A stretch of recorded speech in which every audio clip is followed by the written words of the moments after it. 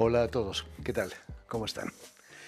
Todos recordamos la afirmación de Picasso cuando dijo: me tomó 4 años pintar como Rafael, pero me llevó toda una vida aprender a dibujar como un niño.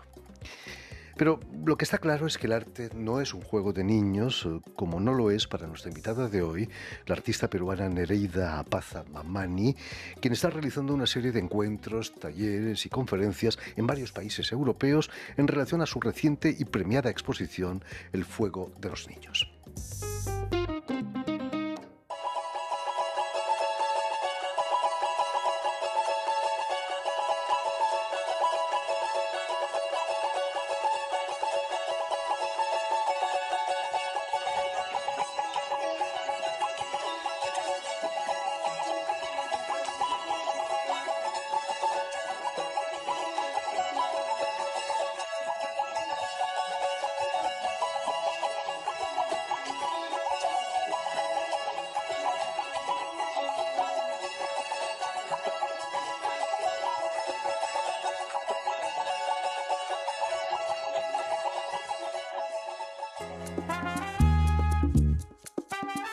Muy buenas tardes, Nereida. Bienvenida a Radio Francia Internacional. Buenas tardes, Jordi. Es una alegría, es un honor El estar aquí honor es nuestro contigo. tenerte aquí entre nosotros. Todo lo que somos, Nereida, procede de la infancia. Bueno, es una etapa que son los cimientos de lo que vamos a hacer en el futuro, ¿no? En la infancia descubrimos el mundo, en la infancia recibimos el afecto o tenemos experiencias que van marcando nuestra forma, nuestra personalidad. Son los cimientos, lo digo. Así no lo recordemos, es lo que finalmente nos va a sostener en el futuro y vamos a continuar, digamos, fortaleciendo o en todo caso nos va a terminar destruyendo también, ¿no? Como nuestra vida y la forma en la que somos. Lo bueno y lo malo, ¿no? Quizás la imagen que marcó tu infancia fue tu madre cosiendo a máquina. Era costurera, creo, tu madre. Mi madre era costurera. Uno de sus oficios era de ser costurera porque ella también trabajó muchos años en una municipalidad de Arequipa, trabajando, cuidando jardines, barriendo calles. Y la costura más bien es un oficio que ella eligió, ¿no? Que estudió por unos años y que la recuerdo perfectamente en su máquina, cosiendo en la máquina Singer, esta negra, antigua, muy bonita, y cosiéndonos ropa o cosiendo ropa, arreglando ropa para apoyar al sustento familiar, ¿no? En la economía familiar. Y mi madre en casa siempre ha tenido pues telas e hilos y de ahí deviene un poco esa comodidad que yo siento de trabajar. Me siento muy cómoda y me siento muy tranquila de encontrar en estos materiales como una forma de estar en mi hogar, ¿no? Siempre. He leído que tienes familia en Puno y tenías unas tías que no cosían, tejían, y que eso también te impactó de alguna manera, ¿no? Y la vida era muy dura, seguro, ahí en Puno, ¿no? Mis padres son puneños, mi madre es quechua, de la zona quechua de Puno, y mi padre de la zona aymara. Y claro, tengo familia, tengo tías, primas, gente que todavía vive allí y que realiza estas labores del campo que tienen relación a la agricultura, a la ganadería, al tejido, ¿no? Actividades económicas que son el sustento para ellos, ¿no? Así es como trabajan y van guardando para los siguientes años, ya sea la siembra o la lana del ganado que van juntando y vendiendo y tejiendo. ¿Cómo veías tú, viniendo de Arequipa, esa vida tan difícil que tienen ahí en las montañas? Sí, bueno, la migración es algo que ha marcado la vida de muchas familias, siempre, hasta ahora aún, ¿no? Todos somos migrantes de algún modo. Y la migración de mis padres en los años 80, no más, 40, 50 del siglo pasado fue muy difícil porque vinieron muy jóvenes niños a Arequipa a trabajar en casas, en oficios de ayuda doméstica, ¿no? Y, y bueno, dejaron su cultura, dejaron sus costumbres para venir a una ciudad donde tenían que hacer un trabajo muy difícil, siendo aún muy jóvenes y niños, ¿no? Después se conocieron, formaron su hogar y bueno, de ahí ya nosotros somos de Arequipa, de una ciudad al sur del Perú, pero que sin embargo, lamentablemente ellos ya, por ejemplo, no, a mí no me enseñaron a hablar ni quechua ni aymara, ¿no? Y yo ahora, a través de mi práctica artística, también intento volver a acercarme a esos orígenes porque siento una necesidad de reconocer cuál es de dónde vengo, quién soy, para saber y formar mi identidad, ¿no? Estoy en una búsqueda de ello como migrante. Y bueno, mis padres han trabajado desde muy jóvenes, muy fuerte, muy duro, pero han tratado de darnos una base que para ellos ser importante sobre la educación. El hecho de que no te enseñaran ni el quechua ni la aymara no fue en cierto modo como una amputación. ¿No lo has sentido más tarde como eso, ¿no? He sentido que cuando uno migra, definitivamente va a perder algunos aspectos importantes de su identidad y va a ganar otros, ¿no? No siento que haya perdido, así como de esa forma tan violenta, como una amputación, Jordi, pero siento que es algo que ha sido un proceso muy difícil para ellos vivirlo y aún yo siento que como hija de migrantes es aún muy difícil también para mí entender y comprender la dimensión de migrar y de cambiar tu forma de vida y de tener que asumir trabajo y responsabilidades tan joven. Y lo que eso ya también como ha un poco cambiado mi propia vida, ¿no? Y no estoy diciendo que para mal, no es una forma de decir que mal. No, más bien es como han abierto un camino distinto para nosotros, para sus hijos, y ahora mismo yo para mi hijo. Por ejemplo, mi madre ahora le habla en quechua a mi hijo. Le pido que por favor le enseñe a él el idioma si yo no ¿No lo estás pude celosa aprender. de eso, quizás? No, estoy alegre Claro que porque sí. siento que está transmitiendo nuestra lengua y nuestra identidad de otra manera, como suelen hacerlos los abuelos, ¿no? Por supuesto que sí. Sí. Y ahora estás aquí en Europa, en residencias. Tus talleres y encuentros giran en torno a tu exposición, como decíamos, El fuego de los niños, que obtuvo el premio Llama, creo, ¿no? Ahí Sí. en el Premio Nacional de Comisarios de Curadores, ahí en Perú. ¿Cuál es ese fuego de los niños del que nos hablas? Bueno, El fuego de los niños es una muestra que aborda, es un acercamiento a la memoria del conflicto armado interno de Perú que vivimos en los años 80-2000, en la época del terrorismo. Y bueno, te voy a contar brevemente la historia de esta muestra. Mi padre, Edgar Apaza, mi padre Edgar, coleccionaba periódicos. Empezó a construir un archivo de periódicos de esas épocas que él consideraba importantes por el tipo de noticia que abordaba o tal vez una noticia muy fuerte o difícil, ¿no? Del momento de ataques terroristas o sino de asesinatos o muerte en una comunidad, etcétera. Una situación muy dura que él empezó a hacer este archivo de periódicos y él trasladaba este diario de un lugar, estos diarios, porque yo creo que son como 300, 400 diarios que él llegó a juntar, los trasladaba de un lugar a otro cuando nos mudábamos, cuando llovía en Arequipa y fuerte, los salvaba de una inundación y cuando mi padre murió en el 2009, mi madre quiso deshacerse de muchas cosas, incluido este archivo. Y yo le dije, por favor, no, porque yo siento que mi padre ha trasladado esto por algún motivo, lo ha cuidado, lo ha resguardado, y yo no sé por qué, porque nunca lo revisé ni nunca hablé de esto con él. Y cuando, después de 8 años, pude revisar este archivo, me di cuenta que mi padre me estaba dando una tarea, que era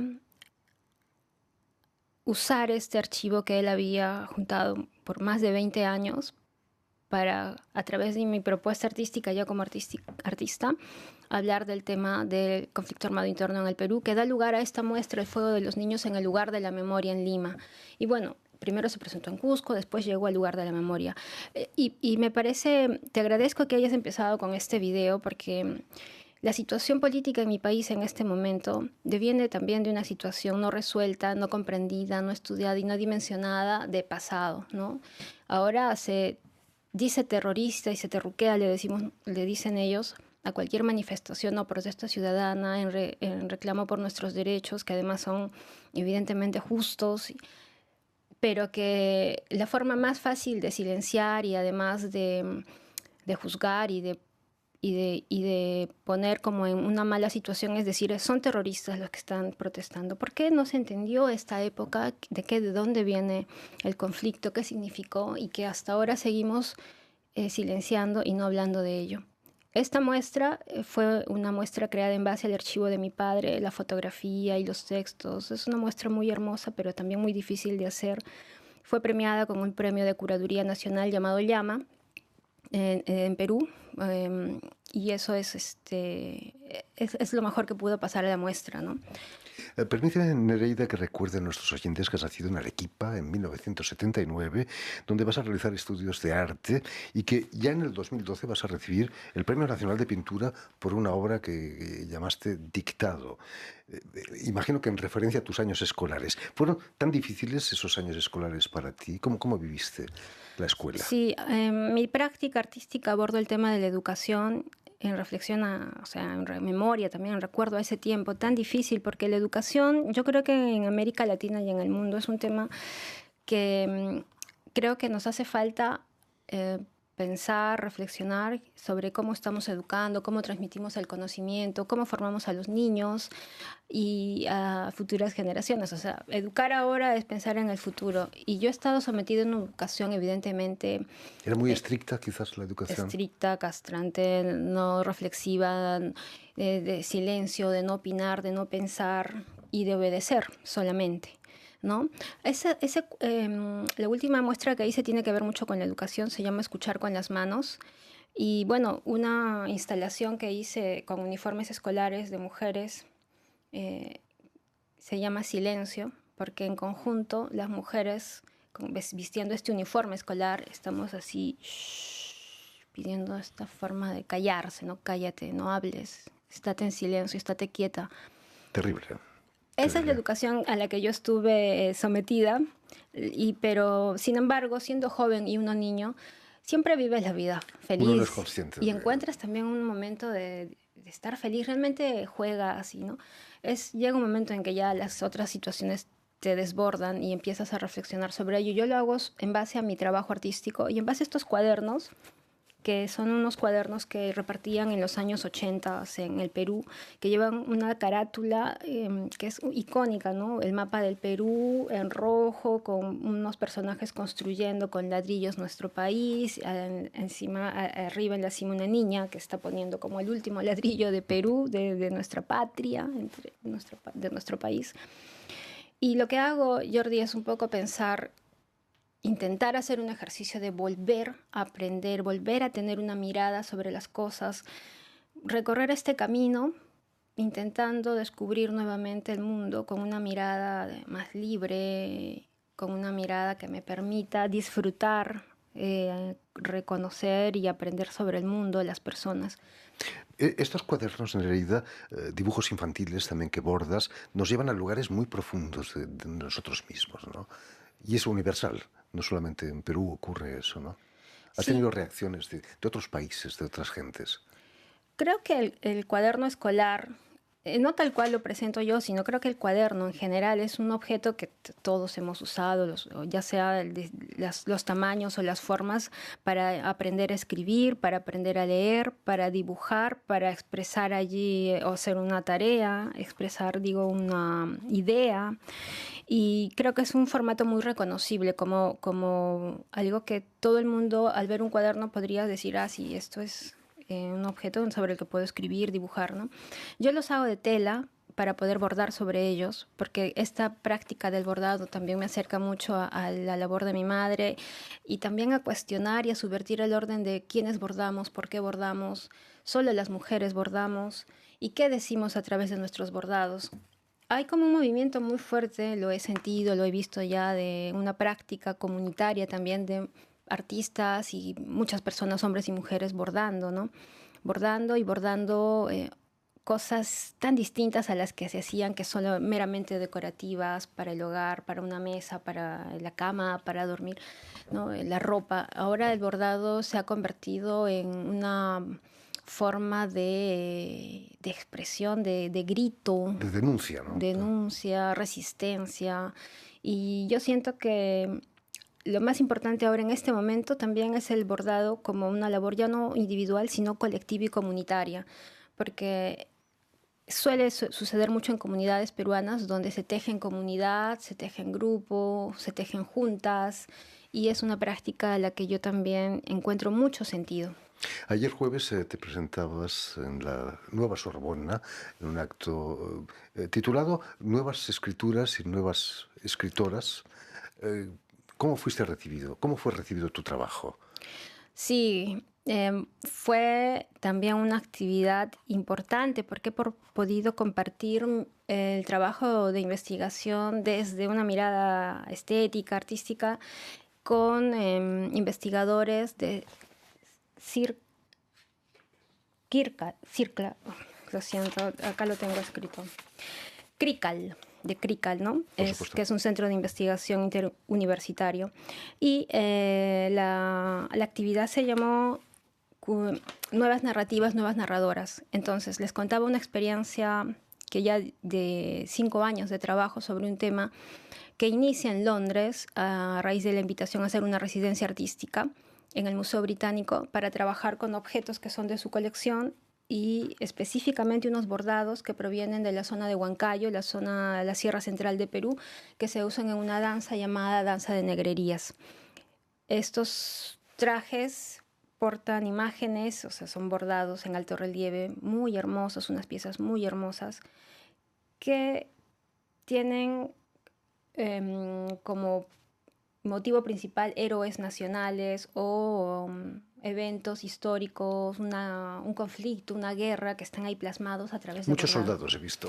Sí, porque creo que ha marcado mucho en la memoria colectiva el tema de los conflictos y las guerras en nuestro país, la guerra con Chile, la guerra con Ecuador, el siglo pasado hace poco, y bueno, el conflicto armado interno, las dictaduras en mi país. Y entonces el trabajo que hice en este lugar, en CRICAL, fue explicarles cómo a través de una invitación de un museo en Europa, en Londres, empiezo a desarrollar un trabajo que me acerca a otra forma de hacer mi propuesta, ¿no? Ya no es personal, ya no es individual, sino me acerca a un colectivo y además a la cultura popular, a lo que los artesanos, que además hay muchas expresiones artísticas populares en mi país, cerámica, textiles, telares, que realmente podrían darnos nuevas luces de quiénes somos, cómo somos, cuál es nuestra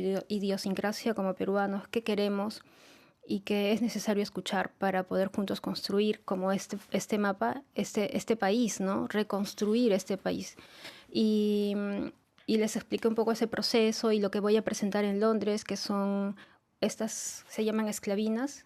Vamos a hacer una performance con 6 mujeres migrantes en el Museo Británico el día 12 de octubre, que nosotros ahora decimos el Día de la Resistencia Indígena, que bueno, antes era el Día del Descubrimiento de América. Ya, el nombre de la prenda, esclavina, ya dice todo, ¿no?